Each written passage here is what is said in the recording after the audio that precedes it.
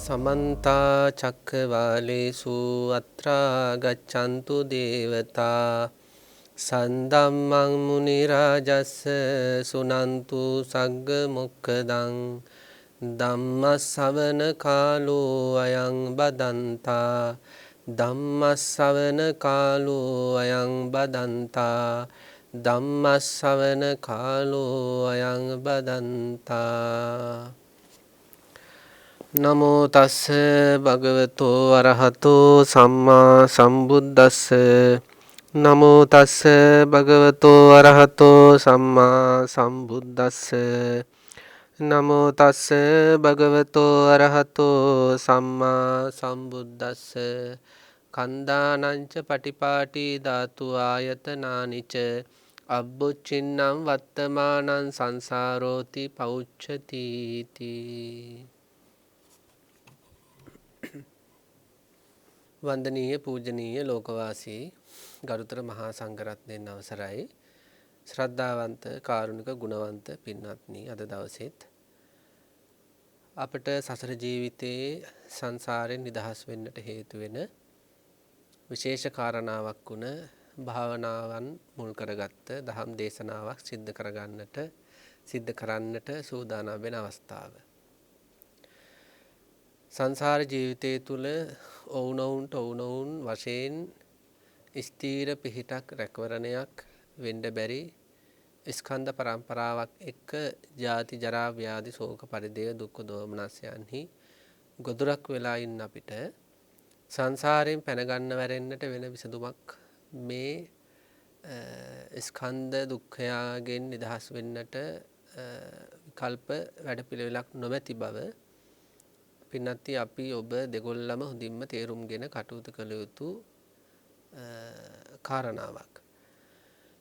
ජීවිතවල දුක් කරදර එන එක නතර වෙන්නේ නැහැ. අවුරුදු 10 දිත් දුක් විඳා, 20 දිත් දුක් විඳා, 30 දිත් දුක් විඳා, 40 දිත් දුක් විඳා, 50 දිත් දුක් විඳා, අදත් දුක් විඳිනවා.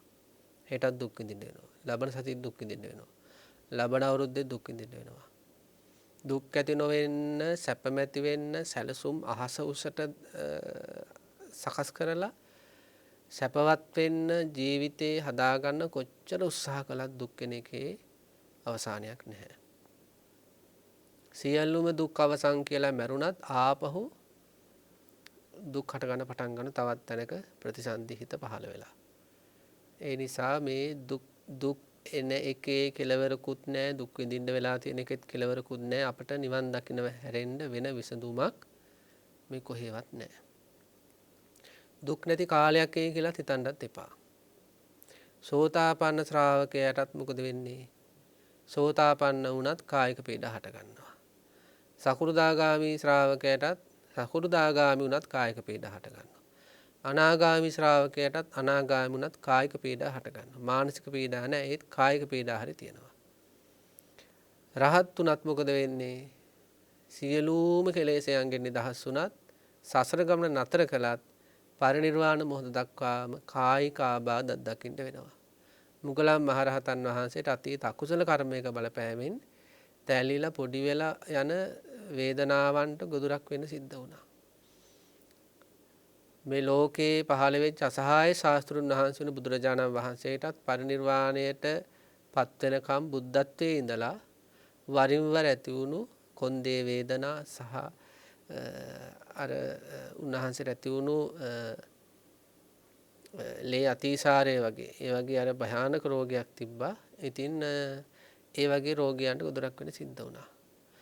එවැනි බුදුපසේ බුදු මහරහතන් වහන්සේලාටවත් පරිනිර්වාණ මොහොත දක්වා සියලුම කායික පීඩාවලින් නිදහස් වුණු ජීවිතයක් අත්දකින්න බැරි වුණා නම් කායික පීඩා මානසික පීඩා අපිට ඉදිරියේදී මොන විදිහට විඳින්න වේද කියලා අපිට හිතා ගන්න බෑ. ඒ නිසා කායික පීඩා මානසික පීඩා වලින් තොර කාලයක් එයි කියන එක හීනයක්මයි. තවත් විදිහකින් කිව්වොත් පංචස්කන්ධ ධර්මයේ තියෙන කම්ම අපිට විඳින්න වෙන්නේ වද වේදනා. අපේ සමාජය තුළ අපි කටයුතු කරද්දී අපි සමහර අයට කියනවා මේ මිනිස්සයා ඉන්න කයින්දි මට සැනසෙල්ලක් නැහැ. අන්න ඒ වගේ අපි තේරුම් ගන්න ඕනේ පංචස්කන්ධ ධර්මයේ තියෙනකන් අපිට සැනසෙල්ලක් නැහැ. මානසික දුක් උපදින ස්වභාවයේ කෙලෙස් ප්‍රහාණය කරලා නතර කරගත්තත් නිවන් දකින්න කියන්නේ පරිණිරවාණයටපත් වෙනකන් කය හරි දුක් දෙන්න පටන් ගන්නවා. ඒ නිසා මේ හැම කාරණාවකින්ම අපි තේරුම් ගන්න ඕන සසරෙන් පැන ගන්න විසඳුම හැරෙන්න අපිට වෙන කිසියම්ම විසඳුමක් නැහැ දුක් කරදර වලින් බේරෙන්න. ඒක තේරුම් ගත්ත බුද්ධිමත් උත්තමයෝ මොකද කළේ? බුද්ධත්වයේ ලැබලා, පසේ බුද්ධත්වයේ ලැබලා, අරිහත්ත්වයේ ලැබලා දුක් අවසානය අත්දැක්කා. පංචස්කන්ධ ධර්මයේ පැවැත්ම නතර කළා.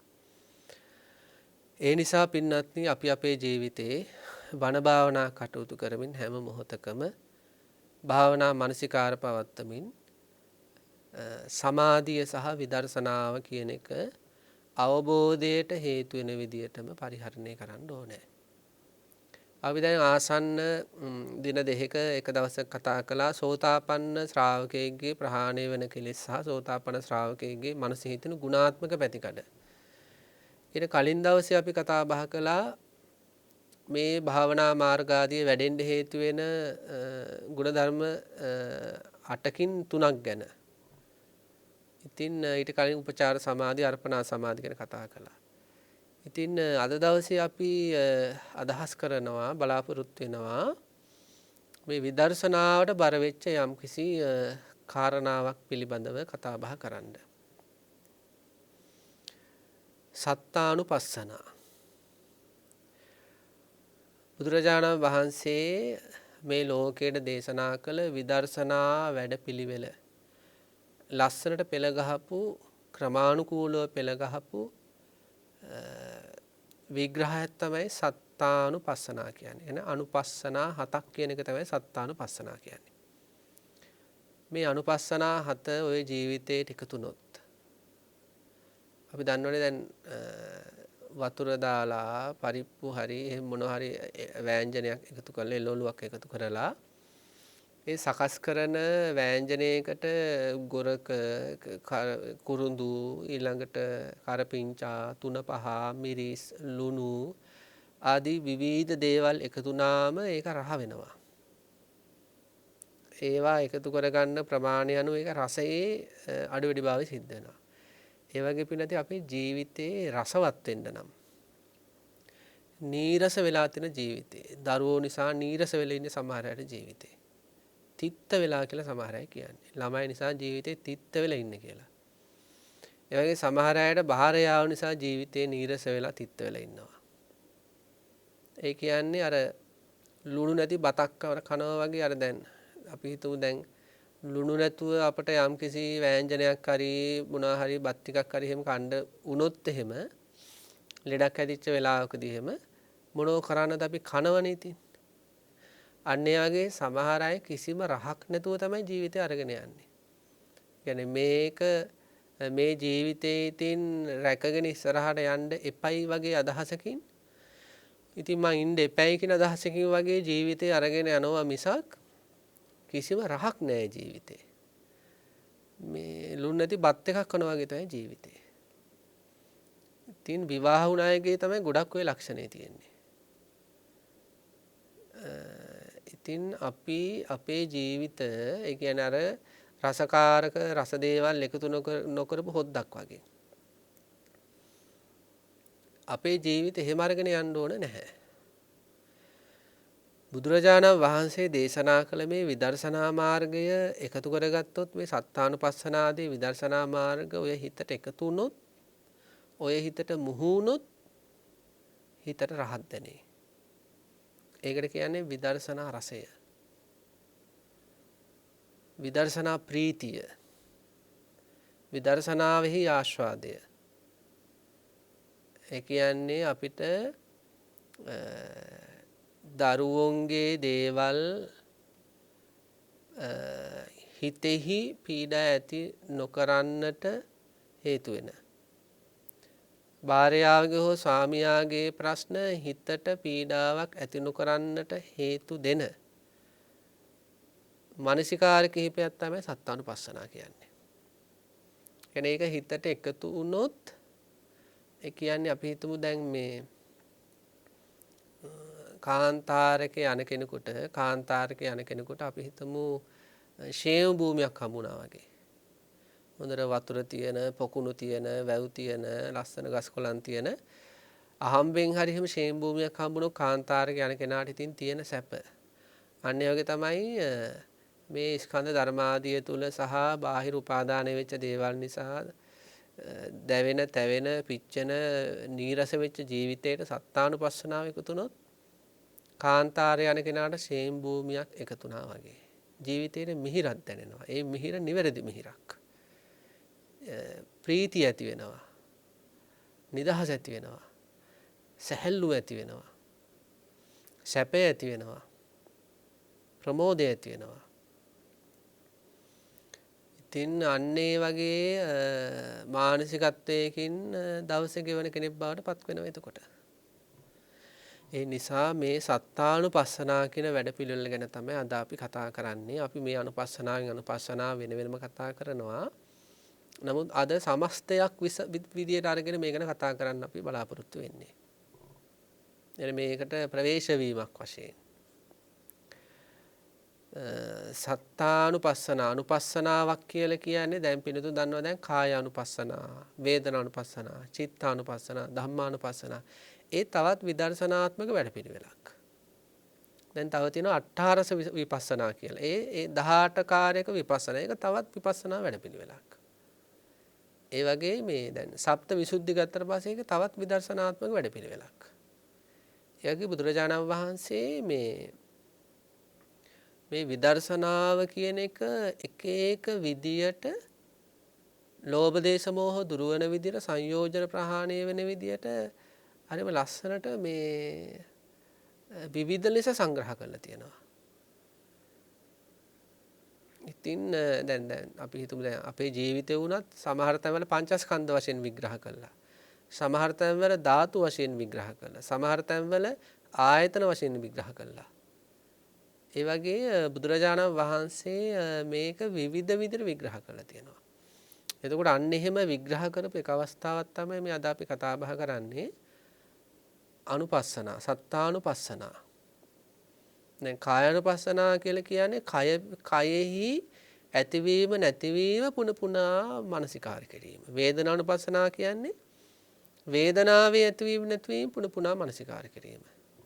චිත්තානු සහ ධම්මානුපස්සනා කියන්නේ හිත්වල සහ ධර්මයන්ගේ ඇතිවීම නැතිවීම උදේවැය පුන නැවත නැවත මානසිකාර කිරීම. ඒ අනුපස්සනාවක් කියන්නේ එහෙම දෙයක්. එතකොට සත්ත අනුපස්සනා කියන්නේ නම් හත් ආකාරයකට පුන මානසිකාර කිරීම. කුමක් ගැනද මානසිකාර කරන්නේ? පංචස්කන්ධය පිළිබඳව. කුමක් මතුවන විදියටද මානසිකාර කරන්නේ? අනිත්‍ය ලක්ෂණය මතුවෙන විදියට, දුක්ඛ ලක්ෂණය මතුවෙන විදියට, අනාත්ම ලක්ෂණ මතුවෙන විදියට, නිබ්බිදාව මතුවෙන විදියට, විරාගය මතුවෙන විදියට, නිරෝධය මතුවෙන විදියට, පටිනිස්සග්ගය මතුවෙන විදියට. එතකොට විදර්ශනාත්මක ආකාර 7ක් මතුවෙන විදියට පංචස්කන්ධය භාවිතා කිරීම.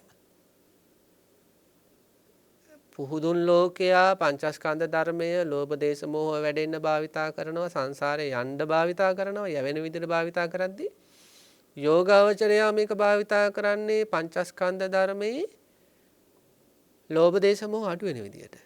සත්තානුපස්සන ආදී එකතු කරගනිමින් සංසාර ගමන නතර වෙන විදිහට. එතකොට පංචස්කන්ධ ධර්මය අරමුණු කරලා අනිත්‍ය දුක්ඛ අනාත්ම ආදී ලක්ෂණ මතුවෙන විදිහට හත් ආකාරයකට පුනා කරන මානසිකාරයන්ට කියනවා සත්ත අනුපස්සනා හේවත් සත්තානුපස්සනා කියලා. මේ සත්තානුපස්සනාවල එක අනුපස්සනාවල තියෙන ඒ කියන්නේ එක අනුපස්සනාවලින් අපිට වෙන දේ අපි පොඩ්ඩක් කල්පනා අපිට වෙන දේ පොඩ්ඩක් අපි කතා කරන්න ඕනේ ඉස්සෙල්ලම. මොකද්ද? අනිච්චානුපස්සනාව වැඩුවම මට මොකද වෙන්නේ? දුක්ඛානුපස්සනාව වැඩුවම මට මොකද වෙන්නේ? අනාත්මානුපස්සනා, විරාගානුපස්සනා ආදී වැඩුවම මට මොකද වෙන්නේ? අපි ඉස්සෙල්ලාම මේ අනුපස්සනාව වෙන වෙනම කතා කරන්න කලින් පොදුවේ මේ අනුපස්සනාව වලින් අපිට මොකක් වෙනවද? මොකද්ද වෙන ලාභය? මේ අනුපස්සනාවක් වැඩුණු හිතට ලෝකේ දැනෙන ආකාරය එහෙම. ඒක ගොඩාක් වැදගත්. අනිච්චානුපස්සනාව කියන එක ගත්තට පස්සේ අනිච්චානුපස්සනා කියලා කියන්නේ සංස්කාර ධර්මයෝ එහෙම නැත්නම් පංචස්කන්ධ ධර්මයේ ඇතිවීම නැතිවීම පුන පුනා මනසිකාර කිරීම. අනිච්චානුපස්සනා කියන්නේ පංචස්කන්ධ ධර්මයේ ඇතිවීම නැතිවීම පුන පුනා මනසිකාර කිරීම.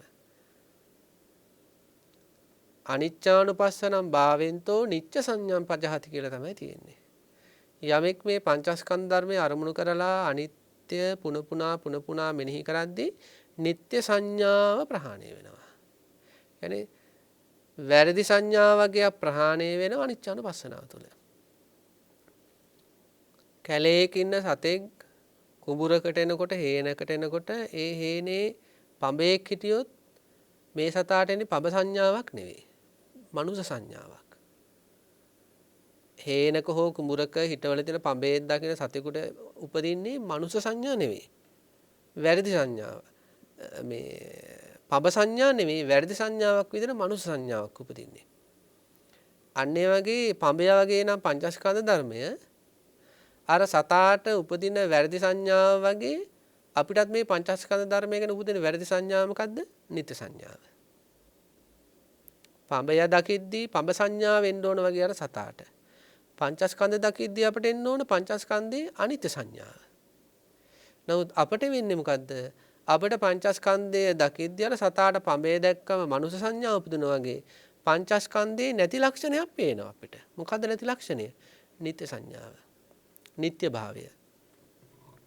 එතකොට අපිට කොච්චර වැරදිලාද? පංචස්කන්ධ ධර්මයේ මොන අස්සකවත් නැහැ නිත්‍ය ස්වභාවයක්. නමුත් අපිට පේන්නේ මොකද්ද? පංචස්කන්ධ ධර්මය නිත්‍යයි. එතකොට ඒක තමයි කියන්නේ මෙතන මේ සම්පූර්ණයෙන්ම අවිද්‍යාවෙන් මොකද කරලා තියෙන්නේ? අන්ධ කළා වගේ. එහෙනම් පංචස්කන්ධ ධර්මයේ ඇතිවීම නැතිවීම පුන පුනා මානසිකාර කරද්දී ඊට සාපේක්ෂව මොකද වෙන්නේ? නිත්‍ය සංඥාව ජීවිතෙන් බැහැර වෙනවා. අපි ඇත්තටම බලන්න ඕන අපි දැන් කාලයක් තිස්සේ බණ භාවනා කරනවා, බණ දහම් ගැන කතා බහ කරනවා, දහම් පොතපත එහෙම බලනවා. තමන්ගේ හිතින් අහලා බලන්න මේ පංචස්කන්ධ ධර්ම පිළිබඳ නිත්‍ය සංඥා තමන්ගේ ජීවිතෙන් කොච්චර බැහැරලා තියෙනවද? කෙනෙකුගේ ජීවිතේ පංචස්කන්ධ ධර්මාදිය පිළිබඳව නිත්‍ය සංඥා බැහැරුණා නම් දුක් අඩුයි යාගේ ජීවිතේ. ආදරය නිසා යමෙක් දුක් විඳිනවා නම් මොකක්ද ඒකේ රහස? එයාට ආදරය සම්බන්ධ අනිච්ච සංඥා ඉපදිලා නැහැ. ඒකයි ආදරය නිසා දුක් විඳින්නේ. ඊළඟට අන් අයගේ ගෞරවය ලැබෙන්නේ නැහැ, වටිනාකම් ලැබෙන්නේ නැහැ, සැලකිලි සත්කාර ලැබෙන්නේ නැහැ ආදී වශයෙන් කෙනෙකුට දුක් උපදිනවා නම් එහෙනම් යාට ඒ සැකසීම් වල අනිත්‍ය ආදී ලක්ෂණ ප්‍රකට වෙලා නැහැ. අපි ඒකමයි තේරුම් ගන්න ඕනේ. මොනවා හරි දෙයක් නිසා ළමයි නිසා හරි දුක් විඳිනවා නම් එහෙනම් ළමයි කියන්නේත් අපි දන්න පංචස්කන්ධ ධර්ම. ඒවායේ අනිත්‍ය සංඥා ඉපදුනා නම් දුක හැදෙන්න විදියක් නැහැ. ස්වාමියා භාර්යාව නිසා හරි දුක් උපදිනවා නම් අපි තේරුම් ගන්න ඕනේ. එහෙනම් මේ ස්වාමියා භාර්යාව කියන ඒ ස්වාමියා භාර්යාව කියන පංචස්කන්ධ ධර්මයන්ගේ අනිත්‍ය සංඥාවලට අපේ හිත එළඹිලා නැහැ තාම. තාම ඒවා නිත්‍ය වශයෙන් ගන්න ගති තියෙනවා. ඒකයි දුක උපදින්නේ. අනිත්‍ය සංඥා ඉපදුණු තැන ශෝක පරිදේව ප්‍රහාණය වෙනවා. ඒකනේ සතිපට්ඨාන දේශනාව ගත්තත් එහෙමනේ ශෝක පරිද්දවාන සමතික්කමාය දුක්ඛ දෝමනස්සාන අත්තංගමාය. කය පිළිබඳ ඇතිවීම නැතිවීම සිහිය පදීමත් එක්ක වේදනා පිළිබඳ ඇතිවීම නැතිවීම පිළිබඳ සිහිය පදීමත් එක්ක මොකද වෙන්නේ? ශෝක පරිදේව දුක්ඛ දෝමනස නැති වෙනවා. ඒක බුදුරජාණන් වහන්සේ ඉදිරිපත් කළ සහතිකයක්. මේ කාය වේදනා චිත්ත ධර්මයන්ගේ ඇතිවීම නැතිවීම ඔබ ප්‍රකට කරගත්තොත් ශෝක පරිදේව දුක් දොම්නස් නැති වෙනවා. එහෙනම් කාගේ හරි අදට මේ වෙනකොටත් දරුවෝ නිසා හරි ආදරයන් නිසා හරි මොනවා හරි දේවල් නිසා හරි ශෝක පරිදේව දුක් දොම්නස් තියෙනවා කියන්නේ එහෙනම් ඇතිවීම නැතිවීම කියන අනිත්‍ය සංඥාවල හිත එළඹිලා තාම එළඹිලා නැහැ. හැබැයි දන්නව වෙන්න පුළුවන්. පංචස්කන්ධය අනිත්‍යයි කියලා දන්නවා. නමුත් ඒක පුණා මෙනෙහි කළා නැහැ. අනුපස්සනාවක් විදිහට ඒක වඩලා නැහැ. අන්න ඒකනේ භාවනාවේදී වෙන්නේ. භාවනාවට ගිහිල්ලා වෙන්නේ Taman දන්නවා පංචස්කන්ධය අනිත්‍යයි කියලා. ඒක පුණා මනසිකාර කරනවා භාවනාවකට ගිහිල්ලා. රූපය අරගෙන ඒක ඇතිවීම නැතිවීම, වේදනාව අරගෙන ඇතිවීම නැතිවීම, සංඥා අරගෙන ඇතිවීම නැතිවීම. සංකාර විඥාන අරගෙන නැතිවීම නැතිවීම. එතකොට මේ පුන පුනා මනසිකාර කිරීම තුළ අනිච්ච සංඥාව ඝන වෙනවා. අපේ හිතේ හැමතිස්සෙම පින්නත් මෙහෙම දෙයක් තියෙනවා. දැන් අකුසලයේ වැඩ කරන වෙලාවට කුසලයේ එතන නැහැ. කුසලයේ වැඩ කරන වෙලාවට අකුසලයේ එතන නැහැ. ඒ වගේ නිත්‍ය සංඥාව තියෙන වෙලාවට අනිත්‍ය සංඥාව එතන නැහැ. අනිත්‍ය සංඥාව තියෙන වෙලාවට නිත්‍ය සංඥාවට එතන ඉඩක් නැහැ. එහෙනම් යමෙක්ගේ ජීවිතේ අනිත්‍ය සංඥාව කියන එක පුන පුනා මානසිකාර කරා නම් එතන නිත්‍ය සංඥාවට ඉඩක් නැහැ. ඒ කියන්නේ නිත්‍ය සංඥා නිසා උපදින දුක් දුමනස යාගේ ජීවිතේ උපදින්න බෑ කියන එකයි. දැන් යම් කිසි කෙනෙක් මේ අනිච්චානුපස්සනාව කියන එක තමාගේ සහ බාහිර මේ ස්කන්ධ ධර්මාදී අරමුණු කරලා පුරුදු පුහුණු කරාට පස්සේ එයාට මේ ලෝකේ දැනෙන්නේ කොහොමද? මේ ලෝකේ ඕනම සංස්කාර ධර්මයක් එයාට දැනෙන්නේ දැල් වෙන පහනක් වගේ. දැල් වෙන පහන කියන එක දකිද්දී අපට අවබෝධයක් එනවා. ඒ පහන දකිද්දීම මේ පහන් දැල්ල කියන එක වැටිය හේතු වෙලා, පහන හේතු වෙලා, තෙල් හේතු වෙලා, වාතය හේතු වෙලා හටගත් එකක් කියලා. ඉතින් අපිට හැමතිස්සෙම කියන්නේ අපි අතීතයේ ඒක දැනගත්තා. පුංචි කාලේ මේ දැල්ල හටගන්නේ කොහොමද කියලා දැනගත්තා. එතකොට ඒ නිසා දැන් පහනක් එහෙම පන්සලකට ගියාට පස්සේ ගෙදර පහන පත්තු කරලා දුන්නත් අපිට ඒක දකිද්දිම හැඟීමක් තියෙනවා. මේ දැල්ල මේ වැටිය හේතු වෙලා, පහන හේතු වෙලා. ඒකනේ දැල්ල පොඩ්ඩක් අඩු වෙනකොට අපි බලන තෙල් අඩුද, වැටි අඩුද අපි බලනවා. බලලා අපි තෙල් දාන, වැටිය දාන, වැටිය උඩහට තල්ලු කරනවා. ඒ කියන්නේ අපිට පුංචි කාලේ ඉඳලා අවබෝධයක් තියෙනවා මේ පහන් දැල්ලක් දකිද්දිම දැන් ඒ අවබෝධ එනවා. මේක මේ හේතුන් නිසා හටගන්න එකක්. මේ හේතු නැතුන ගමන් මේක නැති වෙලා යනවා. සංස්කාර ධර්මයන්ගේ තියෙන තේ ලක්ෂණ හේතු නිසා හටගන්නවා, හේතු නැති ගමන් නිරුද්ධ වෙලා යනවා. එතකොට මේ අනිච්චානුපස්සනාව වඩපු කෙනාට අන්න එහෙම අවබෝධයක් මේ ලෝකයේ තුල කටයුතු කරද්දී තියෙනවා. ඒ කියන්නේ අම්මා කියන්නේ දැන් රූපය කියන එක පහන් දැල්ලක් වගේ. එන කර්ම චිත්ත ඍතු ආහාර හින්දා රූපය හට ගන්නවා. ඒ හතර නැති වෙද්දි අර පහන් දැල්ල වගේ නිවිල යනවා. වේදනාව කියන්නේත් එහෙම අවිද්‍යාව තණ්හා කර්ම ස්පර්ශ ආදී හේතු වෙලා පහන් දැල්ල වගේ හට ගන්නවා. ඒ හේතු නැති වෙනකොට ඒ වේදනාව කියන දැල්ල නිරුද්ධ වෙලා යනවා. සංඥා සංකාර විඥාන ආදී කියන්නේත් අර වගේම පහන් දැල්ලට හේතු වෙන දේවල් තියෙද්දි හට ගන්නවා වගේ දැල්ල අවිද්‍යාව තණ්හා කර්ම නාම රූප ආදී හේතු වල හටගන්න ඒවා තමයි සංඥා සංකාර ආදී විඥාන ආදී. එතකොට මේ පහේම තියෙන මේ ගොඩවල් පහේම තියෙන ස්කන්ධයන් පහේම තියෙන්නේ එහෙනම් පහනක ස්වභාවය, පහන් දැල්ලක ස්වභාවය. එතකොට මෙයාට අම්ම දකිද්දි මොන වගේ අදහසක් දෙන්නේ එහෙනම්? අනිච්චානුපස්සනාව වඩන කෙනාට අම්ම දකිද්දි අම්මා නොමැරෙන කෙනෙක් වශයෙන් නෙවෙයි සංකල්ප උපදින්නේ.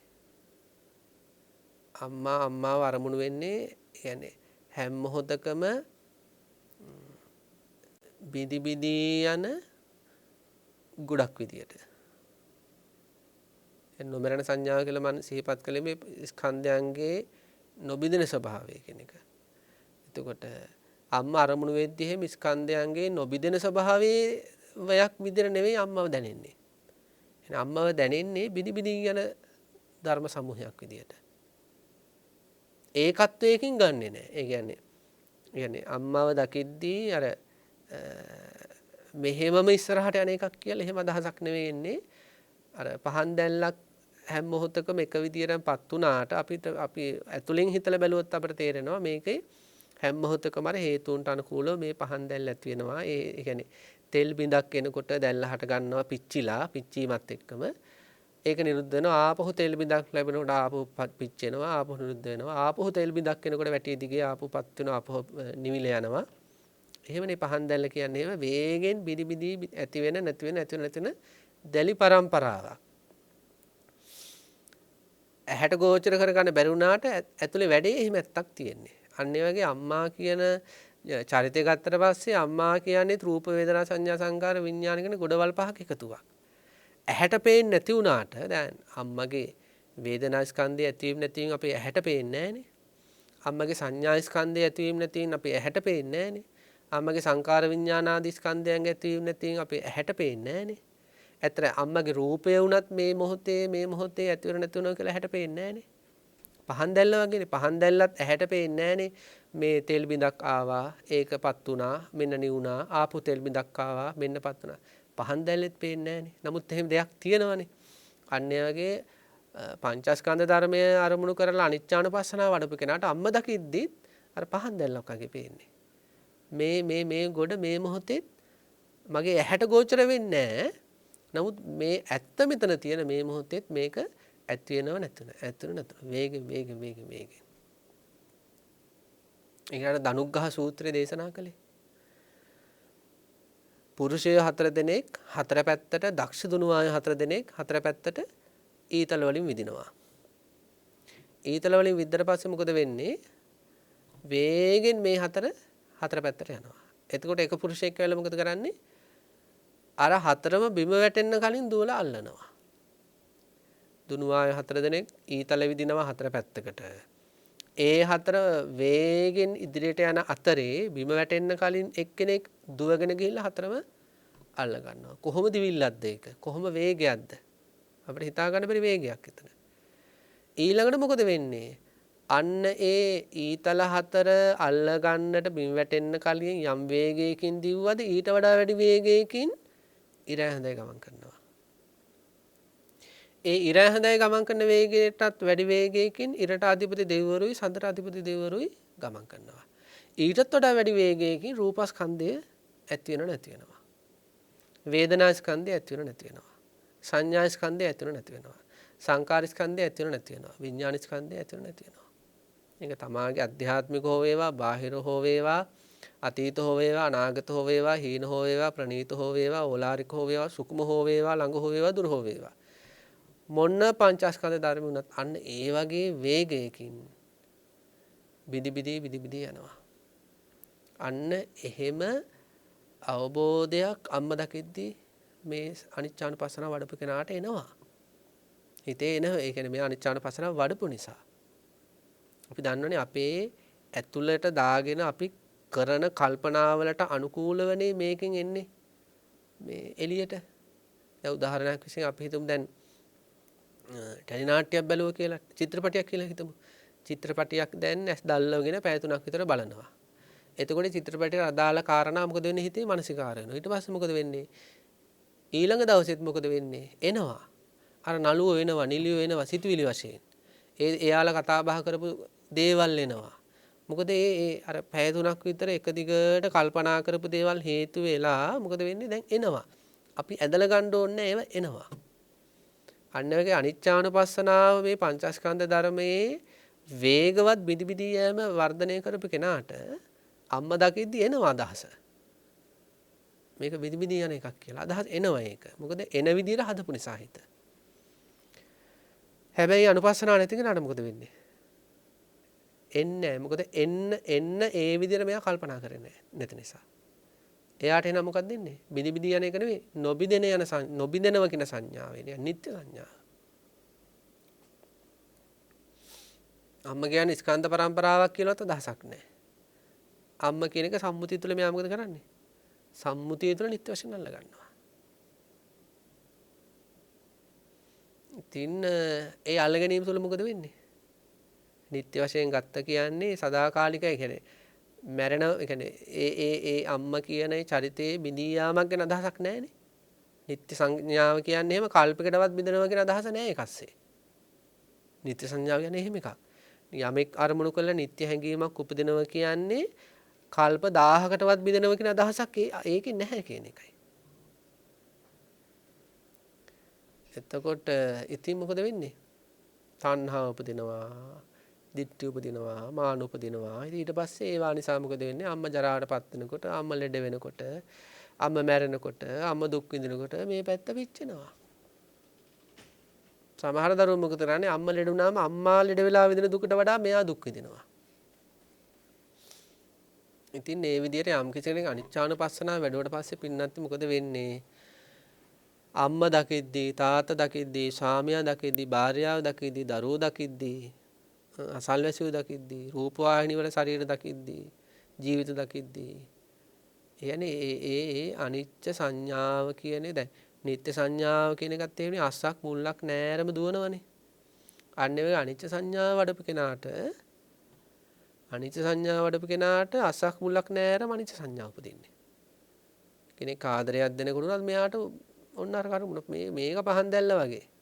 පහන් දැල්ල කියන්නේ හේතු නිසා හටගත්ත එකන්නේ. හරි. එහෙනම් මේ ආදරෙත් මොනවාරි හේතුවක් තියෙන්න ඕනේ. එක්ක මං ලස්සන නිසා මේ ආදරේ ඉපදුනේ. එහෙම නැත්නම් මම මෙයාට කරපු උපකාරයන් නිසා මේ ආදරේ ඉපදලා තියෙන්නේ. එහෙම නැත්නම් මම මේ කාලේ මෙයාට හොඳට සලකන නිසා මේ එහෙම නැත්නම් හොඳට කතා කරන නිසා මේ ආදරේ ඉපදලා තියෙන්නේ. එහෙම නැත්නම් වෙන කෙනෙක් මං ගැන හොඳක් කියන තුන ඒකයි මෙයාට මං ගැන මේ ආදරේ ඉපදලා තියෙන්නේ. මෙයාගේ තියෙන අවිද්‍යාවෙන් හින්දා මේ ආදරේ ඉපදලා තියෙන්නේ. අන්න ඒ වගේ කෙනෙක්ගෙන් ආදරයක් ලැබෙද්දිත් අර පහන් දැල්ල දකිනකොටම මේක හේතුන් නිසා හටගත් එකක් කියලා දැනෙනවා වගේ කෙනෙක්ගේ ආදරයක් ලැබෙනකොටම මේ අනිච්චානුපස්සනාව වඩපු කෙනාට එන අදහස මොකක් හරි හේතුවක් ඇති. දැන් ඔය අනිච්චානුපස්සනාව නොවඩපු කෙනාට ඔය මුකුත් අදාළ නැහැ. එයාට අරමුණු වෙන්නේ නැහැ. එයා අර gediya පිටින් බදා ගන්නවා. අනේ මං කොච්චර වාසනාවන්තයෙක්ද කියලා. මේ අල්ලගත්තේ බිනි යන එකක්. මගේ කරගත්තේ බිනි යන එකක්. එයාට ඉතින් මොකද වෙන්නේ? ඒක බිනි යද්දි මොකද වෙන්නේ? වැලහින්න වගේ අඬනවා. කාන්තාවක් නා. පුරුෂයෙක් නම් ඉතින් සුසුම්ලනවා. අඬන අයත් ඉන්නවා. ඒ වගේ මේ පංචස්කන්ධ ධර්මය මේ නිත්‍ය සංඥාවෙන් ගත්තොත් එහෙම ඒ වගේ දුක් වලට වැටෙනවා. අනිච්චානුපස්සන ආදී හොඳට වඩපුවාට මොකද වෙන්නේ? ආදරයක් ලැබෙද්දී උනත් ඒක ඒ කියන්නේ මෙයා දන්න තනි කර විතර ගනුදෙනුවක් මේ තියෙන්නේ. දෙන්නට දෙන්න පාවිච්චි කරilla. ඒ පැත්තේ ආදරය උපදින්න මේ පැත්තෙන් වැඩුණොත් ඒ පැත්තේ ආදරය උපදිනවා. ඒ පැත්තේ මේ පැත්තේ ආදරය උපදින්න ඒ පැත්තෙන් වැඩුණොත් මේ පැත්තේ ආදරය උපදිනවා. හැබැයි ඒ ටික වෙන්නේ නැත්නම් ඒ ආදරය උපදින්නේ නැහැ. තනි කරම තුට්ටු දෙකට වැටෙනවා ආදරය ගැන තියෙන අගය. තුට්ටු දෙකට වැටෙනවා. ඒ කියන්නේ මොකද මෙයා දන්න මේ ආදරය කියන එක අදාළ පරිසරය හැදුවොත් විතරයි හැදෙන්නේ. නැත්තම් ඒක හැදෙන්නෙම නැහැ. ඉතින් මේ කියන්නේ පහන් දැල්ල කියන එක පවත්වගෙන යන්න හැමතිස්සෙම මොනවද කරන්න ඕන? වැටි දාන්න ඕන, තෙල් දාන්න ඕන, වාතය තියෙන්න ඕන. එතකොට දැල්ල මේ නැවත හටගන්න යන්නේ වගේ තමයි ආදරය කියන එක. මේක තනි කරම කැපකිරීම වල ඵලයක්. කැපවීම නැත්තම් ඒ ආදරේ නෑ. ඉතින් මොකටද ඒක? ඉතින් මේව අත්දකින්න ඕන නම් සතියක් දෙකක් විතර ඔය ගෙවල් වල ආයෙත් කරන කියන දේවල් නතර කරලා බලන්න ඕනේ. එහෙම නතර කරන්න එපා. පොඩ්ඩක් එහෙම හිතන නතර කරුවොත් මොකද වෙන්නේ? ගෙවල් වල ඉන්න පියවරු හම්බ කරන එක නතර කරොත් මොකද වෙන්නේ? ගෙවල් වල වගකීම් ගන්න නැහැ කියලා එහෙම ඒවයින් නැං වුණොත් මොකද වෙන්නේ? ගෙවල් වල ඉන්න අම්මලා ගෙදර දොරේ වැඩ කටයුතු කරන එක උයන පිහින එක නතර කරොත් මොකද වෙන්නේ? සතියකට දෙකකට. ආදරය කරන කෙනාට කතා කරන්නේ නැතුව, සුව දුක් බලන්නේ නැතුව, ඊළඟට උදව්පකාර කරන්නේ නැතුව සතියක් දෙකක් ඉඳලා බලනට පැත්තට මොකද වෙන්නේ? සතියකට දෙකකට පස්සේ ගිහිල්ලා හම්බ වෙනකොට මෙන්න ඉන්න අහක බලාගෙන මූණ දිහාවත් බලන්නේ. ඇයි ඒ පැත්තේ ආදරේ උපදින විදියට නෙවෙයි මේ පැත්තේ වැඩ ටික උනේ. එහෙනම් මේක තනි කරම මේ අනිච්චානුපස්සනාව වඩපු කෙනාට ඒක ආදරේ තුට්ටු දෙකකට මායින් කරන්නේ. ඒ ආදරේට හැමෝම මුලාවටපත් වෙන්නේ. ආදරේ නිසා ඒකට දුක් විඳින කෙනෙක් බවටපත් වෙන්නේ. බලන්න මේ ලෝකයේ මේ අනිච්චානුපස්සනාදී නෝඩන නිසා මේ ආදරේ නිසා විඳින දුක කල්ප කාලාන්තරයක් පවතින හැඟීමක් වෙනුවෙන් නම් කමන්නේ. ඒ මොහොතේ විනිවිදී යන සහ පරිසරය හැදුවොත් උපදින එකකට මේ දුක. ඉතින් අනිච්චානුපස්සනාව වඩන කෙනාට අන්න ඒ වගේ මේ ස්කන්ධ ධර්මයෝ අන්න එහෙම තමයි දැනෙන්නේ. දැල් වෙන පහන් සිලක් වගේ. ඒ දැනීමෙන් යා ජීවිතය අරගෙන යනවා. ඊළඟට තියෙනවා දුක්ඛානුපස්සනම් භාවෙන්තෝ සුඛ සංඥම් පජහති. දුක්ඛානුපස්සනාව. ඒ කියන්නේ පංචස්කන්ධ ධර්මයේ දුක්ඛ ලක්ෂණය පුන පුනා මනසිකාර කිරීම. පුන පුනා දැකීම. දුක්ඛානුපස්සන, දුක්ඛ අනුපස්සන. ඒ අනුපස්සනාව වඩද්දි මෙයාට පංචස්කන්ධයේ සැපයි කියන සංඥාව ප්‍රහාණය වෙනවා. අන්න බලන්න. කියන්නේ පංචස්කන්ධයේ සැපක් තියෙනවා කියලා සංඥාවක් තියෙනවා. ඒක අවිද්‍යාව නිසා උපදින සංඥාවක්. දැන් පොඩි දරුවෙකුට ගිනි අඟුරු කෑල්ලක් දැක්කට පස්සේ මොකද වෙන්නේ? මේ ගිනි අඟුරු කෑල්ලක් දැක්කට පස්සේ පුංචි දරුවෙකුට කවදාවත් ගිනි අඟුරු වල සත්‍ය ස්පර්ශ නොකරපු දරුවෙකුට ගිනි අඟුරු කෑල්ලක් දකිද්දි මොකද ඇති වෙන්නේ? සැප සංඥා ඇති වෙනවා. සතුට ඇති වෙනවා. සුඛ සංඥා ඇති වෙනවා. හැබැයි අපිට ගිනි අඟුරු කෑල්ලක් දැක්කට පස්සේ ඇති වෙන මොන සංඥාවද? දුක්ඛ සංඥාව. ඇයි? අපි ගිනි අඟුරු කෑල්ලේ සත්‍ය ලක්ෂණය දැක්ක නිසා. ඒක දුක් දෙන එකක් නිසා.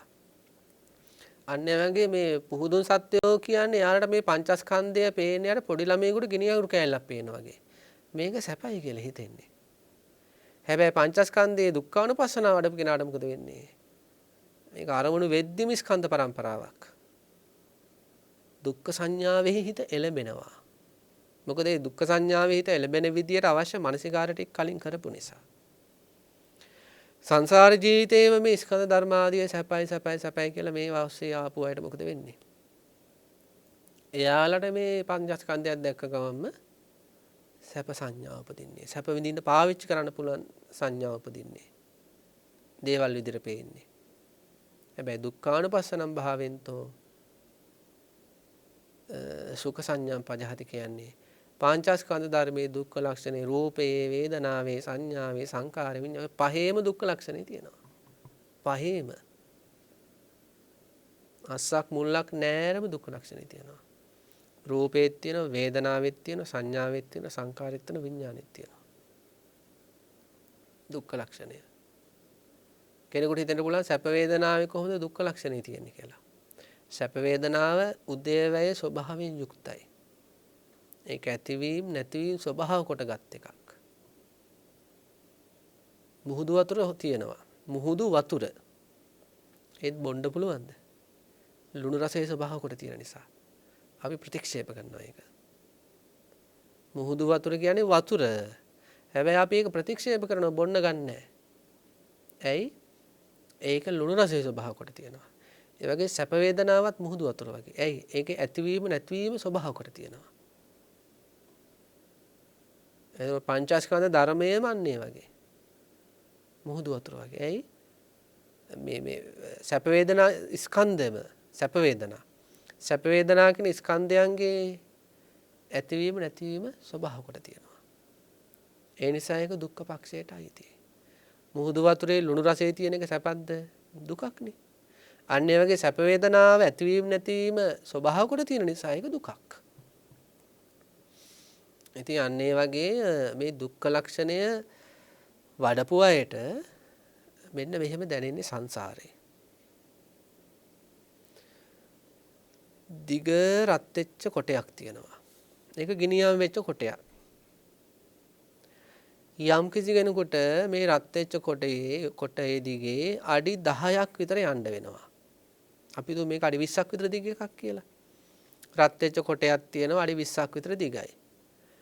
මෙයා මේ රත් වෙච්ච කොටේ දිගේ අඩි 20ක් විතර 10ක් විතර යද්දි මෙයාට මොකද වෙන්නේ? මෙයා පිච්චි යන්නේ. මෙයාට අඩි 10ක් ගිහලා නතර වෙන්න කියනවා. එතකොට නතර වෙලා ඉන්න තැන එතන පිච්චි ඉන්නේ. ඊළඟට මෙයාට තව අඩි 10ක් යන්න තියෙනවා. ඒ යන්න තියෙන අඩි 10ක් පිච්චීම් ඇති කරනවා. එහෙනම් දැන් අඩි 10 රත් වෙච්ච කොටයක් දිගේ අඩි 10ක් ආවොත් ආමගත් දුකයි ඊළඟට හිටගෙන ඉන්නව නම් එතනත් දුකයි ඊළඟට ඉස්සරහට යන්න තියෙන ටිකත් දුකයි. පංචස්කන්ධ ධර්මයේ දුක්ඛානුපස්සනාව වඩපු කෙනාට මුළු සංසාරෙම දැනෙන්නේ අන්න එහෙමයි. අතීත භව දසදහස් ගණන් තිස්සේ අපි සංසාරේ ආවනේ මේ වර්තමානයේ දක්වා. ඒක අර රත් වෙච්ච කොටේ අඩි 10ක් ගියා වගේ. මේ හැම භවයකම මෙයාට දුක්ඛ ලක්ෂණය ප්‍රකටයි. මොකද දුක්ඛ ලක්ෂණය මෙයා හාර මතු කර ගත්ත නිසා. ඊළඟට අර රත් වෙච්ච කොටේ යම් කිසි මැදක හිටගෙන ඉන්නව නම් පිනද එතනක් තියෙනවනේ දුක් ඇති කරන ස්වභාවය. අන්න ඒ වගේ මේ මොහොතේ මේ පංචස්කන්ධේ දුක්ඛ ලක්ෂණයක් නැද්ද? වාඩි වෙලා ඉන්න ඉරියව් තුළ දුක නැද්ද? හිටගෙන ඉන්නව නම් හිටගෙන ඉන්න ඉරියව් තුළ දුක් නැද්ද? කායික පීඩා නැද්ද? ඇලවල ඉන්නව නම් ඇලවල ඉන්න ඉරියව් තුළ බෙල්ලේ හරි කක්කමක් නැද්ද? කායික පැත්තෙන් ගත්තොත් ඊළඟ මානසිකත්වයෙන් ගත්තොත් එහෙම මානසිකත්වයේ මේ වෙලාවේ අපි සැපයක් තියෙනවල ඔය සැපයත් ඇතිවීම නැතිවීම ස්වභාව කොට තියෙනවා නම් ඒක දුක්ඛ ලක්ෂණයටමයි ඇති. ඒකනේ බුදුරජාණන් වහන්සේ විමුක්තිය ස්වාමීන් වහන්සේලාගෙන් පින්වත් මහණනි පංචස්කන්ධය නිට්ටයද අනිත්‍යද? ස්වාමීනි භාග්‍යතුන් වහන්සේ අනිත්‍යයි. යමක් අනිත්‍ය නම් සැපද දුකද? දුකයි. එහෙනම් මේ මොහොතත් පින්නත්නි මේ මොහොතත් අර රත් වෙච්ච කොටේ මැද හිටගෙන ඉන්නවා වගේ වර්තමානයත්. ඊළඟ රත් වෙච්ච කොටේ ඉස්සරහට තියෙන්නේ රත් වෙවි යන. අන්න ඒ වගේ තමයි මේ ඉදිරි අනාගත භව ගමන කියන්නේ රත් වෙච්ච කොටේ ඉතුරු ටික යනවා වගේ. එහෙනම් අතීතයත් දුකයි, වර්තමානයත් දුකයි, අනාගතයත් දුකයි. එහෙනම් මෙයාට සංසාර ගමන ගැන සංසාර ගමනේ යන්න අදහස් එයිද? අදහසක් එන්නෙම නැහැ. මෙතනම මේ මොහොතේම මේක නිවිලාම යනවා නම් කැමති. තව අඩියක්වත් ඉස්සරහට යන්න අදහසක් නැහැ. මොකද ආමගත් දුකයි, ඉන්න තැනත් දුකයි, යන්න තියෙන ගමනත් දුකයි. එහෙනම් කොහෙද ඉන්න කැමති? කැමති නැහැනේ. එහෙනම් එයාට පුළුවන් නම් මේ පංචස්කන්ධ ධර්මයේ දුක්ඛානුපස්සනාව වඩපු කෙනාට මේ මොහොතේ පුළුවන් නම් මේ සසරෙන් පැන ගන්න. ස්කන්ධයන්ගේ නිදහස මේ මොහොතේ කැමති වෙනවා ඒකට. මට හොඳට ප්‍රකටයි මේ සසර දුක කියන එක. ආයේ හෙට දවසක් ගැනවත් يعني හෙට දවස ගැනවත් මෙයාට يعني හෙට දවසවත් මෙයාට ආස්වාද සහගතව අරමුණු වෙන්නේ නැහැ. මෙයා දන්න හෙට දවසේත් මේ වගේම රූපයක්, වේදනාවක්, සංඥාවක්, සංකාරයක්, විඥානයක් නැවත හටගනින් මොකද වෙන්නේ? දුක්ඛ ලක්ෂණය ප්‍රකට මේ දුක්ඛ ස්වභාවය ප්‍රකට කරනවා. ඒ කියන්නේ මෙයාට දැනෙන්නේ හරියට විෂම ගැහණියක් එක්ක ඉන්න ස්වාමියෙකුට ඒ ගැහණිය ගැන දැනෙන්නේ. නැත්නම් විෂම ස්වාමියෙක් එක්ක ඉන්න ගැහණියකට ඒ ස්වාමියා දැනෙන්නේ. කොයි වෙලේද දික්කසාද වෙන්නේ, කොයි වෙලේද දික්කසාද වෙන්නේ. එහෙමනේ හිතෙන්නේ. කොයි වේද මේ මනුස්සයන් ගැලවෙන්නේ. අන්න එහෙම දැනීමක් මෙයාට තියෙන මේ පංචස්කන්ධේ. කොයි වෙලේද මේකෙන් ගැලවෙන්නේ. දුකයි. දැන් එහෙම කෙනෙක් කෙනා දික්කසාද වෙන මට්ටමේ හැඟීමක් ඇවිල්ලා එහෙම ඉන්න කෙනා ඇතර තවත් කෙනෙක් තවත් කෙනෙක් එක්ක අර කාන්තාව ගැන කතා කර මොනවද? එයා හොඳයි සැපයි කියලාද නැත්නම් මහ දුකක් විදියටද? මහ දුකක් වගේ. ඒ වගේ පංචස්කන්ධ ධර්මයේ දුක්ඛ ලක්ෂණ මතු කරගත්තයි මේ පංචස්කන්ධ ධර්මය සැපයි කියලා කියන්නේ තවත් කෙනෙක් එක්ක. සම්මුති ලෝකයේ තුල ඉතින් කතා බහ කරද්දී තින් ඒ කෙනාගේ මනෝභාවයන්ට අනුකූලව ඉතින් යම් දේවල් කතා කරන්න පුළුවන්. නමුත් අතුලාන්තයේ මෙයා දන්නවා එහෙම මේකේ සැපක් කොහෙවත් නැහැ කියලා. ඉතින් දුක්ඛානුපස්සනාව වඩපු කෙනාට පින්නත් එහෙම දෙයක් තියෙනවා. විසම ගැහණියක් එක්ක ඉන්න පුරුෂයාට ගැලවෙන්න කොයි වෙලේද?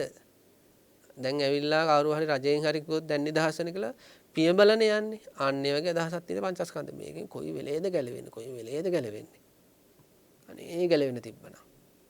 ඒක දවසකට එක සැරයක් නෙවෙයි. දවසකට දෙසරයක් නෙවෙයි. දවසකට තුන් සැරයක් නෙවෙයි. බොහෝ වාරයක් මෙයාට මේ ස්කන්ධ ධර්මයෙන් ගැලවෙන අදහස එනවා. කොයි වෙලේද ගැලවෙන්නේ? අනේ ගැලවෙන්න තව කරන්න දුන්නා ඒව හැමතිස්සෙම කරනවා. දැන් දිකසාද වෙන්න ඕන වුණාට පස්සේ මොකද කරන්නේ?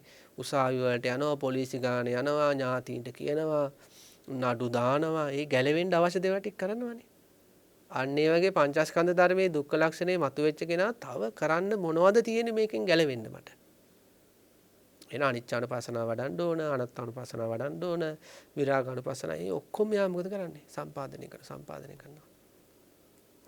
පින්වතුන් උනත් ඇත්තට ධර්ම මාර්ගයට ආවේ ඇයි?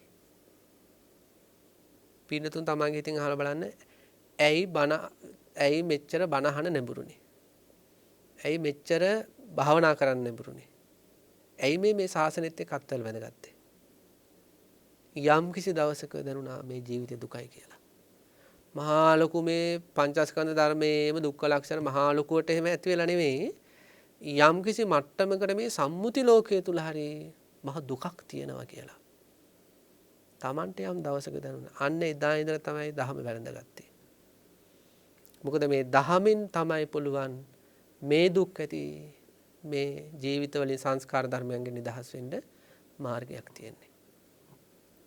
ඒ නිසා මේ ධර්ම මාර්ගයට යම් කිසි කෙනෙක් එන්නට ප්‍රබලම හේතුව තමයි එයාට ජීවිතේ දුක ප්‍රකට වීම.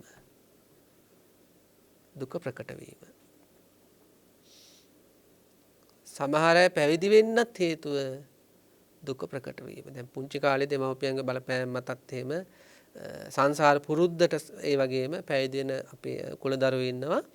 නමුත් යම්කිසි දැනුම් තේරුම් තියෙන කාලයක නම් එන්නේ මේ සංසාර ගමනේ මේ ස්කන්ධ ධර්මයන්ගේ තියෙන දුක යම් මට්ටමකට හරි ප්‍රකට වීම. ඉතින් අන්නේ විදිහට දුක්ඛානුපස්සනාව වැඩුවට පස්සේ පින්වත්නි හැමතිස්සෙම මේකෙන් ගැලවෙන්නම අදහස. දඬුකඩේ ගහපු කෙනෙකුට හැමතිස්සෙම තියෙන්නේ මොකද්ද? ගැලවෙන්න අදහසමනේ. එහෙමනේ. හිරේ විලංගු ඉන්න කෙනාට හැමතිස්සෙම අදහස හිරෙන් නිදහස් වෙන්නනේ. ඒ වගේ මේ පංචස්කන්ධ ධර්මයේ දුක්ඛ ලක්ෂණේ අනුපස්සනාව විතර වඩපු අයට ඒක මතක තියාගන්න ඕනේ පින්වත්නි. ඒ අනුපස්සනාව පංචස්කන්ධය ඇසුරු කරගන්න අධ්‍යාත්මික බාහිර අතීත වර්තමාන අනාගත හීන ප්‍රනීත ළඟ දුර ඕලාරික සුකුම ඔය 11 ආකාරයට හෝ 5ක් 6ක්වත් අඩුම ගානේ ආකාරයට වඩපු අයට තමයි මේ සංඥා එන්නේ. ඒ කියන්නේ නැවත එදිනෙදා ජීවිතේත් හට ගන්න විදිහට ඇත්තටම ඒ වගේ මානසිකාර පිණුතුන්ගේ ජීවිතවල පොඩ්ඩක් තියෙනවද කියලා බලන්න ඕනේ. මල ගෙදර ගියත්, දාන ගෙදර ගියත්, මගුල් ගෙදර ගියත්, පන්සලට ගියත්, කොතන ගියත් දඬුකඩේ ගහපු කෙනා වගේ ආ ඉන්නේ. يعني මේකෙන් ගැලවෙන්න ඕනේ. මගුල් ගෙදර ඉඳගෙනත් එයා කල්පනා කරන්නේ ඒවා. ඒක තමයි අනුපස්සනාව වඩපු කෙනාගේ ලක්ෂණය. මගුල් ගෙදර හිටියත් එයාට උපදින සංකල්ප තමයි අනේ මේ සසරෙන් කවදාම නිදහස් වෙන්නද. මේ මොකද්ද මේ తాවකාලික දේවල් ඒවා අනිත් අයට කියන්නේ නැහැ. ඒවා තේරුම් ගන්න පුළුවන් අයට කියන්න පුළුවන්. එහෙම කතා කරන්න පුළුවන්. නමුත් සම්මුති ලෝකයේ තුල කතා බහ කළා මගුල් ගෙදර ගිහිල්ලා ඒ අවශ්‍ය දේවල් සිදු කරලා යුතුයකම් සිදු කරලා එහෙම එන්න පුළුවන්. නමුත් අතුලාන්තයේ මේ පරමාර්ථ විදර්ශනා වැඩ කරනවා. මේ පංචස්කන්ධේ දුක්ඛ ලක්ෂණය. මේකෙන් ගැලවෙන්නම සංකල්ප හැඟීම් හිතේ තියෙනවා. ඊළඟට ගමු අනත්තානුපස්සනා. අනත්තානුපස්සනම් භාවෙන්තෝ අත්ථ සංඥාපජහති. එහෙමයි තියෙන්නේ. යම් කිසි කෙනෙක් අනත්තානුපස්සනාව කියන්නේ පංචස්කන්ධ ධර්මයේ අරමුණු කළ මෙයා මානසිකාර කරනවා පංචස්කන්ධ ධර්මයේ ආත්මත්වයෙන් තොරයි කියලා. ඒක පුනා සිහි කරනවා. දැන් අපිට වෙලා තියෙන්නේ දැන් අපි අනාත්මය ගැන බණ අහනවා. අනාත්මය ගැන බණ අහනවා, අනාත්මය සම්බන්ධ සූත්‍ර හදාරනවා ආදී එක දේවල් කරනවානේ. නමුත් ඒ වෙලාවට අපිට ඇත්තට පංචස්කන්ධය තුළ කෙනෙක් නැහැ කියලා වගේ යම් සිහි උපදිනවා. නමුත් ඒක පුනා මානසිකාර කරන්නේ නැහැ. පුනා මානසිකාර කරන්නේ නැති නිසා මොකද වෙන්නේ? ආපු ආත්ම දෘෂ්ටි මේ හිත අස්සට රිංගනවා. අරවා හදාරද්දි බනහද්දි මේ පංචස්කන්ධයේ ආත්මයක් නැහැ කියලා අනාත්ම හැඟීම් ඉපදුනාට සාමාන්‍ය ජීවිතේ මේක නැగి යන විදියට අවශ්‍ය මානසිකාර කරේ නැති නිසා අනත්තානුපස්සනාදී සාමාන්‍ය ජීවිතය ආපහු සුපුරුදු විදියටම ගිහිල්ලා හිත ලගිනවා ආත්ම දෘෂ්ටියේ. ඒක සක්කාය දෘෂ්ටියේ පිහිටනවා. ආපහු බණක් අහද්දි මොකද වෙන්නේ? ආපහු ඔන්න අනාත්මය ගැන බණක් අහුවොත් ආපහු ඇත්ත තමයි පංචස්කන්ධයේ ආත්මත්වයක් නෑ නේද? මෙතන තියෙන රූපයක් විතරයි වේදනාවක් විතරයි කියලා එහෙම සිහි උපදිනවා. හැබැයි ඒක භාවනාමය වශයෙන් විදර්ශනා භාවනා වශයෙන් පුනා සිදු කරන්නේ උදේ හවස. ඒ නිසා මොකද වෙන්නේ? නිරන්තරයෙන්ම මතක් වෙන ස්වභාවයකට මෙයාගේ හිත හැදෙන්නේ නෑ. ආපහු රිංගනවා. බණ අහලා පැයක් යන්නේත් නෑ. ආත්ම දෘෂ්ටි වලට රිංගනවා. ඒ කියන්නේ ආත්මයක් තියෙන වගේ ආත්ම ඉස්සරහට යනවා, පස්සට යනවා, පෙරලෙනවා, නිදා ගන්නවා, කතා කරනවා, වැඩ කරනවා කියන සංකල්පෙන් එයා ජීවිතේ ගන්නේ. අනත්තානුපස්සනාව වැඩුවට පස්සේ මොකද වෙන්නේ? එයාට හැම මොහොතකම ආත්මයකින් තොර ජීවිතය දැනෙනවා. දැන් හිතේ තරහක් හටගත්තත් අපි හිත මොකක් හරි දෙයකට තරහක් හටගත්ත කියලා. අනත්තානුපස්සනා ආදී මේ අනුපස්සනාව වඩපු අයට සාමාන්‍ය කෙනෙකුට වගේ තරහ යන්නේ නැහැ. අපි යම් කිසි විදියකින් තරහක් හටගත්ත කියලා ඒ ඇතුණ තරහේ අනාත්මය දකිනවා. ඒ කියන්නේ අපිට හිතෙන්නේ දැන් අපේ හිතේ උපදින හැඟීම් වලත් අපි ඉන්නවා කියලානේ. දැන් අපිට හිතෙන්නේ එහෙමනේ. කියන්නේ දැන් අපේ හිතේ ආදරයක් උපදිනවා නම් දුකක් උපදිනවා. හැම එකම අපි කියන්නේ මගේ දුක, මගේ ආදරේ, මගේ තරහා, මගේ හිත කියලා. ඒ කියන්නේ නාම පරම්පරාවම අපි ආත්ම කොට ගන්නවනේ. මගේ හිත කියන්නේ නාම පරම්පරාවම ආත්ම කොට ගත්තා වගේ. මගේ දුක, මගේ සැප, මගේ ආදරය, මගේ තරහ ආදි වශයෙන් ඒ කියන්නේ හේතු සමූහයකට අනුව පහළ වෙන සිතුවිලි ටිකත් අපි දකින්නේ ආත්මයක් විදියට. එතකොට එදිනෙදා ජීවිතයේ ඇති වෙන ඒ දුක් වේදනා, සැප වේදනා, ඊළඟට තරහ, ආදරය, ඊළඟට අපි කුසලයක් ඉපදුනා කියලා. අපි මෛත්‍රී සිතුවිල්ලක්, ඒ මෛත්‍රී සිතුවිල්ලත් මගේ. කියන්නේ මෛත්‍රී සිතුවිල්ලෙත් ආත්මයක් තියෙනවා. ඒ මෛත්‍රී සිතුවිල්ලෙහි මගේ ආත්මය තියෙනවා. අන්න ඒ වගේ අනත්තානුපස්සනාව වඩපු කෙනාට එහෙම අකුසලයක් හටගත්තත් එයාට එනවා අදහස මේ සිතුවිල්ල ආත්මත්වයෙන් තොර හැඟීමක්. මේක හේතුන් නිසා පහළ වෙච්ච එකක්. ඒ වගේ කුසලයක් ඉපදුනත් එහෙමයි. එයාට යම් කිසි විදිහක අපි හිතමු මෛත්‍රී චිත්තයක් ඉපදුනා කියලා. එතකොට මේ මෛත්‍රී චිත්තය ඒ සිතුවිල්ල මගේ සිතුවිල්ලක් විතර දැනෙන්නේ නැහැ. ඒක ඒ කියන්නේ ඒ සිතුවිල්ල උපදින්න හේතු වෙන මානසිකාර හේතු වෙලා පහළ වුණ එකක්. අන්න ඒ වගේ කියන්නේ එදිනෙදා ජීවිතයේ මේ අර කෙනෙක් භාවනා කරනවා, කෙනෙක් ඇවිදිනවා, කෙනෙක් කියන එක අයින් වෙලා ඒ අදාළ කටයුතු මේ විවිධ යම් යම් හේතුන්ට අනුකූලව කෙරෙනව කියන සංකල්පයට යනවා. නමුත් මේක ආත්මයක්, කෙනෙක්, පුද්ගලයෙක්, සත්‍යයක් හසුරවන දෙයක් විදියට මෙයාට අදහසක් එන්නේ නැහැ. මොකද එහෙම නොයන විදියට මෙයා මේක ඇතුලේ අනාත්මය දැකපු නිසා. ඉතින් එයාලා හරියට මානසික නිදහස් විඳින අය. මොකද එයාලා මේ අර මේකේ ආත්මයක් තියෙනවා කියලා ජීවත් වෙන අය මේ ලෝකයේත් එක්ක මහ තරංගයක් තියෙනවානේ. අන්නේ තරංගෙ මෙයාගේ ජීවිතේ නැහැ. අන්නේ තරංගෙ මෙයාගේ ජීවිතේ නැහැ. මොකද මෙයා දන්නවා එහෙම තරංගකාරයෙක් මේකේ නැහැ. එහෙම තරංග කරන්න කෙනෙක් නැහැ. මෙතනත් නැහැ, බාහිර ලෝකෙත් නැහැ. බාහිර ලෝකෙක එහෙම තරංගකරුවන් නැහැ ඇත්තටම. මෙතන තියෙන ස්කන්ධ පරම්පරාවන්ගේ හේතුන්ට අනුකූලව සිදුවෙන පැවැත්මක්.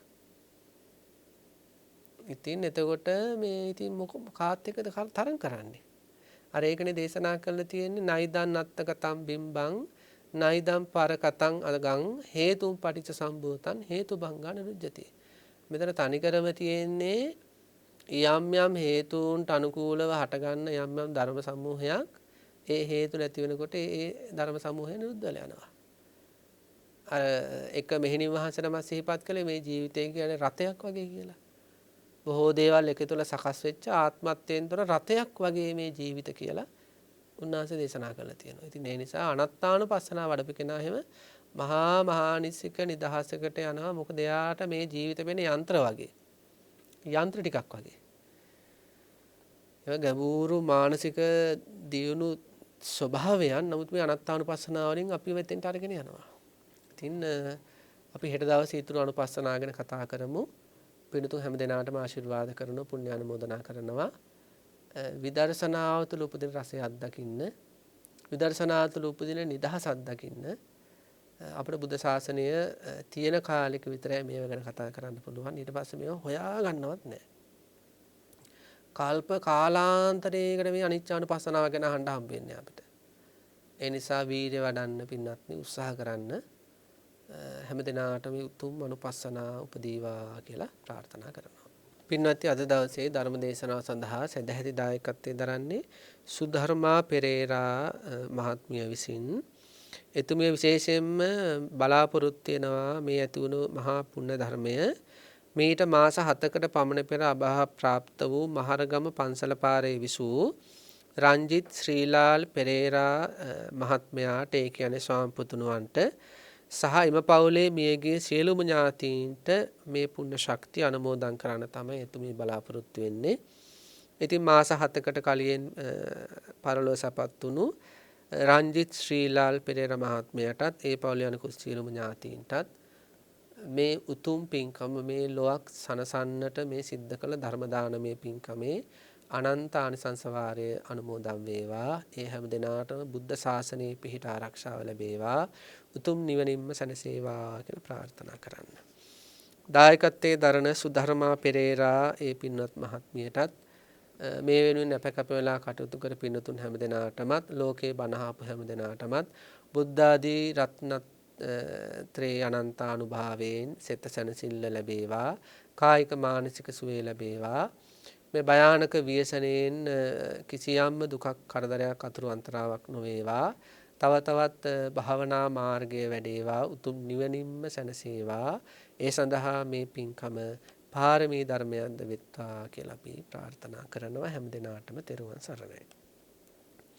ආකාසට්ටා ච බුම්මට්ටා දේවා නාග මහිද්దికා පුඤ්ඤන්තං අනුමෝදිත්වා චිරන් රක්ඛන්තු ශාසනං ආකාසට්ටා ච බුම්මට්ටා දේවා නාග මහිද්దికා පුඤ්ඤන්තං අනුමෝදිත්වා චිරන් රක්ඛන්තු දේශනං ආකාසට්ටා ච බුම්මට්ටා දේවා නාග මහිද්దికා පුඤ්ඤන්තං අනුමෝදිත්වා චිරන් රක්ඛන්තු මම් පරන්ති.